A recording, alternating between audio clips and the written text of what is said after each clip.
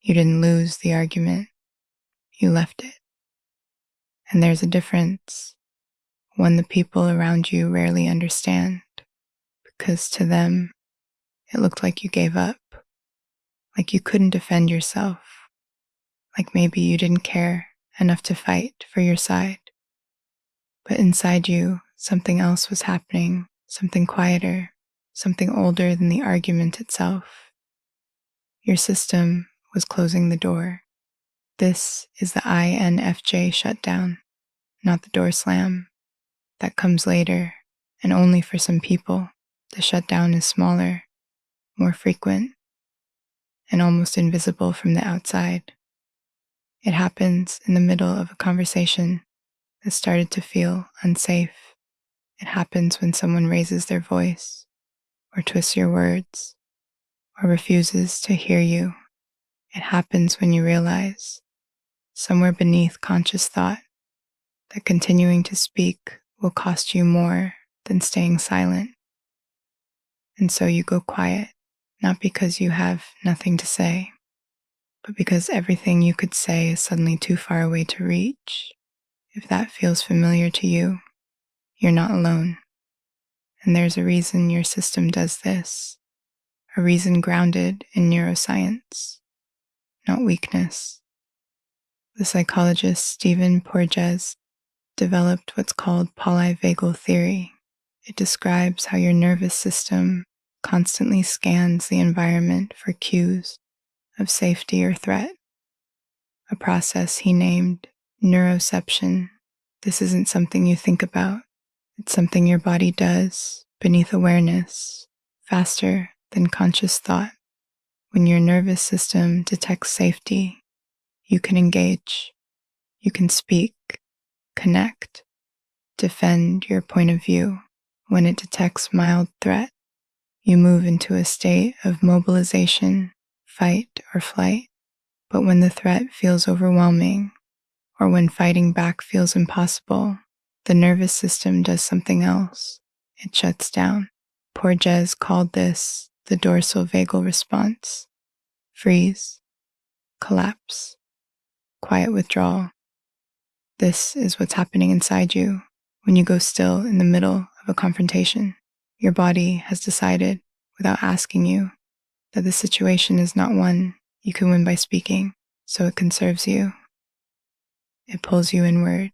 It puts distance between your voice and the room. It's not cowardice, it's biology. But there's another layer for INFJs, one that goes deeper than the nervous system alone. You process conflict differently than most people. Your dominant function, introverted intuition, works by absorbing patterns and meanings over long stretches of time. You don't argue in the moment, because in the moment, you're still gathering, still sensing, still noticing what's underneath what someone is saying. By the time the other person expects a response, you're 3 layers deep into what they actually mean, why they said it, what it reveals about them, and what it means for the relationship going forward. You can't say all of that in the space of a raised voice. So you say nothing, and they think you've conceded. Then there's your auxiliary function, extroverted feeling. This is the part of you that reads the emotional temperature of the room, that feels other people's states almost as your own. In an argument, you're not just managing your own emotions, you're absorbing theirs. Their frustration lands in your chest.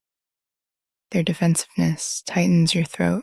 Their anger becomes something you have to physically hold, while also trying to think, respond, and stay grounded. Most people in an argument are dealing with one emotional current, their own. You're dealing with 2, sometimes 3, if there are other people watching. Your system doesn't shut down because it's fragile. It shuts down because it's carrying more than the situation is designed for. And this is where the shame usually comes in. Because afterwards, Hours later, sometimes days later, you'll replay the conversation. You'll finally find the words, the exact sentence that would have made your point clearly, calmly, undeniably. You'll rehearse it in the shower, in the car, at 2 a.m., and you'll feel a specific kind of ache, the ache of having known the truth in the moment, but being unable to reach it. You'll wonder why you couldn't just say it.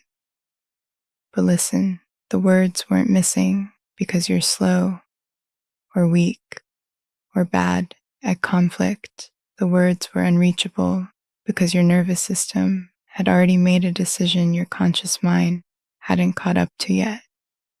It decided the person in front of you was not safe enough to receive your truth, so it protected the truth by keeping it inside. That's not failure. That's a form of internal wisdom that operates faster than language. Roy Baumeister's research on self-regulation and ego depletion helps explain another piece of this. He found that our capacity for self-control, emotional regulation, and complex decision-making draws from a limited internal reserve. Every act of restraint, every time you swallowed a reaction to keep the peace, every time you softened your words for someone who wouldn't soften theirs, depletes that reserve. By the time a real conflict arrives, you may have already spent most of your regulatory energy on the 50 smaller moments that came before it. So when the moment demands that you fight back with clarity, your system simply doesn't have the fuel. It has to choose between speaking and staying present in your body. It chooses your body. This is why INFJs so often describe the shutdown as feeling far away, foggy, underwater. You're still in the room, but you're watching it from behind glass. That distance is your system's way of keeping you intact when the resources for engagement have run out. There is nothing wrong with you for this. There is something quite right, actually. Something that has been protecting you since long before you knew it was there. But here is what's worth understanding, gently, without shame. The shutdown is a signal, not a solution. It tells you something important, that this conversation, this dynamic, or this person is exceeding what your system can safely hold. That's real information. It deserves your attention later when you're regulated again. Not to force yourself to have argued better, but to ask yourself what your body already knew. Was this person actually listening? Or were they waiting to speak? Was this a disagreement or a dismissal? Did you feel safe to be seen or only safe to agree? Your shutdown often knows the answer before your conscious mind is willing to admit it. And this is where the door slam eventually comes from. For the people it comes from, not from a single moment of rage, but from a long accumulation of shutdowns that were never followed by repair. Each one a small note your system took, each one a small piece of trust that quietly closed. So if you find yourself going silent more often lately, with a certain person, in a certain relationship, in a certain part of your life, pay attention, not with judgment, with curiosity. Your system is telling you something specific. It's telling you where safety has thinned. You don't have to become someone who fights back. That's not the goal. The goal is to stop treating your quiet as a failure and start treating it as language.